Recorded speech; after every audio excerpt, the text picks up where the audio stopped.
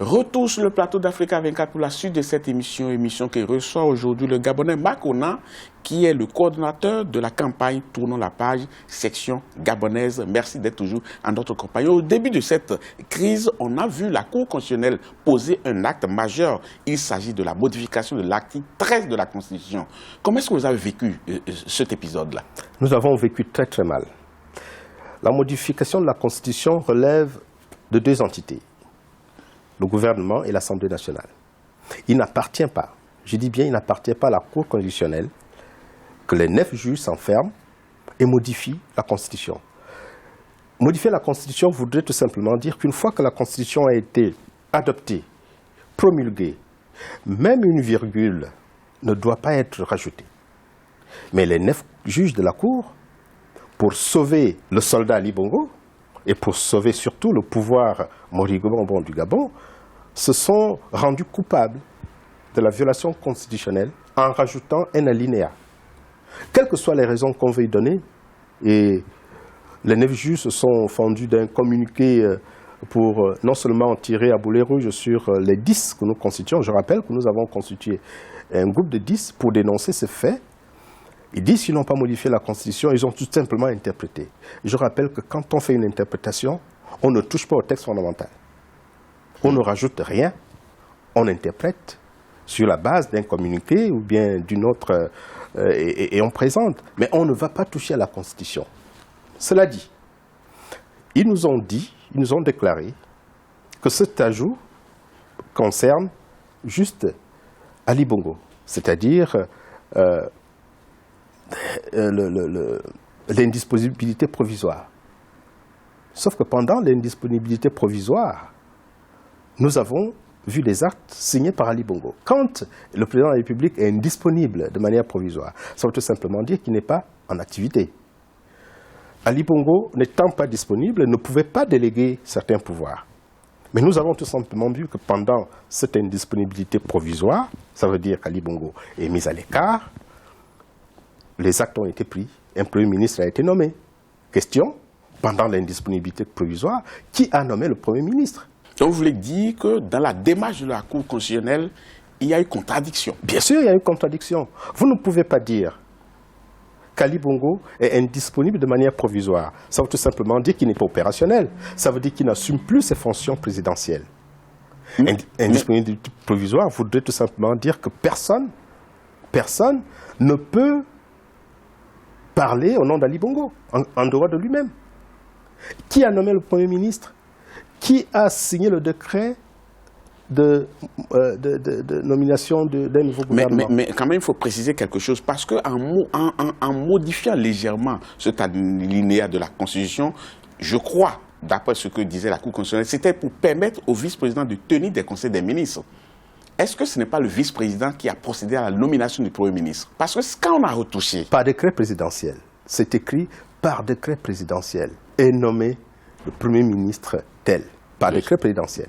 Oui. Pendant qu'on nous disait... Oui, mais là, on est dans l'interprétation. À partir du moment où on a fait le rajout dont vous avez parlé, est-ce qu'à partir de ce moment, le vice-président ne prend pas la prérogative que lui confère désormais cette modification afin de pouvoir poser des actes au nom du président? On aurait écrit par décret du vice-président de la République.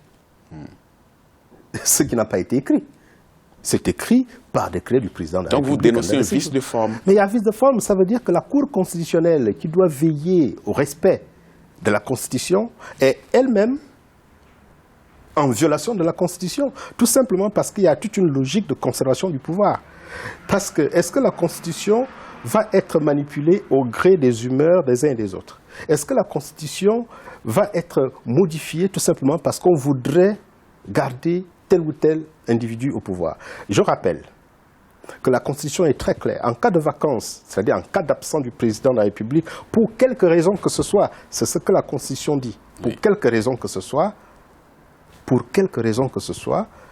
la vacance, l'intérim est assuré par le président du Sénat.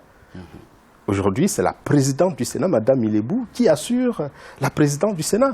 Et par conséquent, en cas de vacances, en cas d'absence du président de la République, pour quelque raison que ce soit, c'est la présidente du Sénat qui devrait être... Mais est-ce que la Constitution précise le délai dans lequel, si le président de la République est absent, on pourrait constater la vacance du pouvoir. Ce n'est pas nous qui avons adopté la Constitution.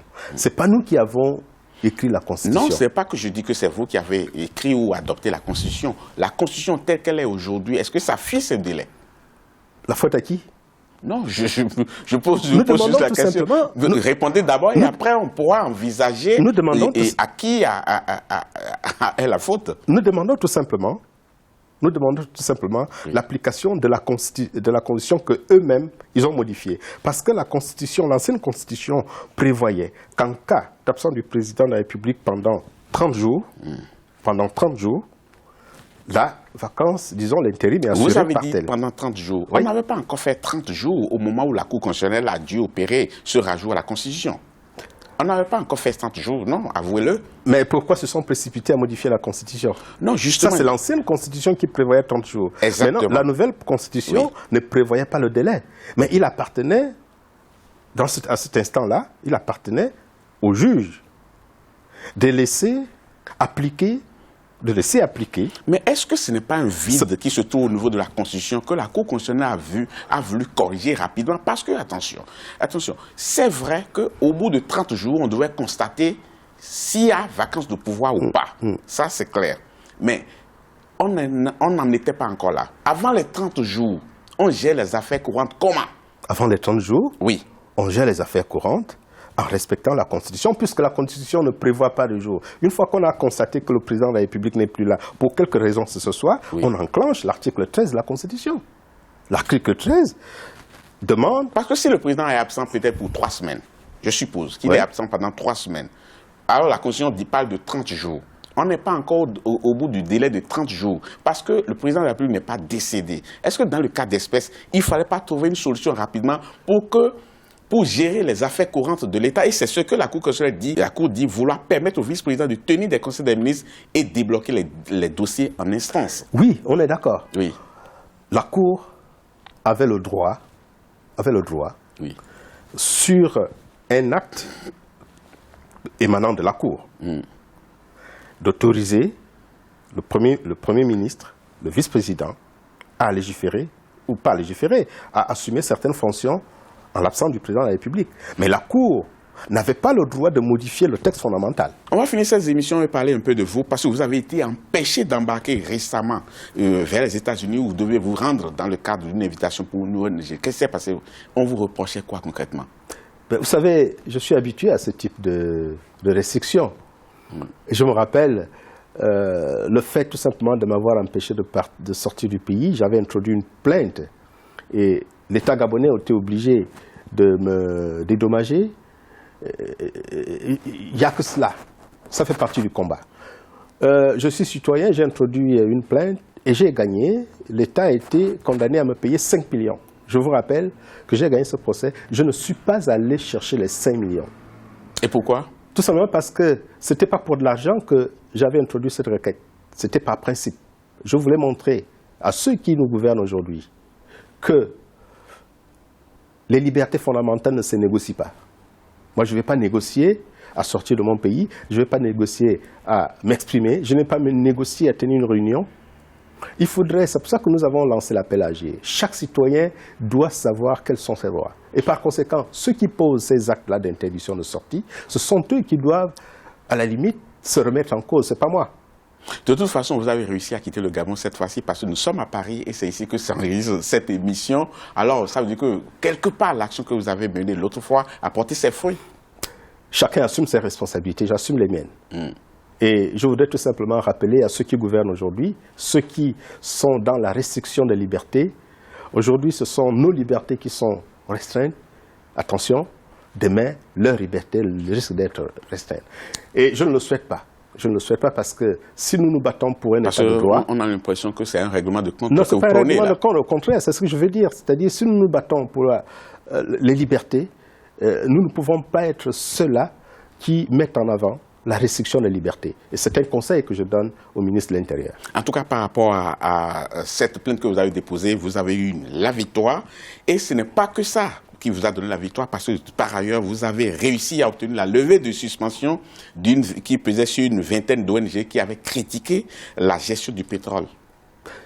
Ouais, ça c'était en 2008. On a mené ce combat parce qu'encore une fois, celui qui était secrétaire général du ministère de l'Intérieur à cette époque est aujourd'hui ministre de l'Intérieur. Et je comprends aisément que c'est lui qui était à la manœuvre.